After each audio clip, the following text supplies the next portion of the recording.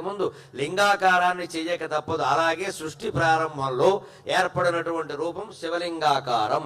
సరిగ్గా ఆ శివలింగాకారం ఏర్పడి దాని నుంచే బ్రహ్మ, విష్ణువు, మిగిలిన వాళ్ళు దేవతలు, అనేక రకాల శక్తులు, సూర్యుడు, చంద్రుడు, వాయువు, ప్రపంచానికి సృష్టికి అవసరమైనటువంటివన్నీ వచ్చాయి. అయితే ఈ విషయం తెలియక తరువాత కాలంలో పుట్టినటువంటి విష్ణువు, ఆయన నుంచి ఆయన నాభి కమలంలోంచి ఉదయించినటువంటి బ్రహ్మదేవుడు ఇద్దరూ కూడా నేను ముందంటే నేను ముందని అహంకారానికి లోనయ్యారు. శివరాత్రి కథలో ఉంటుంది ఈ విషయం. ఇవాళ మహాశివరాత్రి సందర్భంగా ఆ కథను చెప్పుకుని మనం దాంట్లో ఉండేటువంటి స్వారస్యాలను గ్రహించగలిగితే జీవితం చాలా బాగుంటుంది. నిజంగా జీవితానికి అన్వయం చేసుకుని చెప్పుకుందాం. అప్పుడు మహాశివరాత్రి యొక్క మహాఫలం మనకి దక్కుతుంది ఖచ్చితంగా.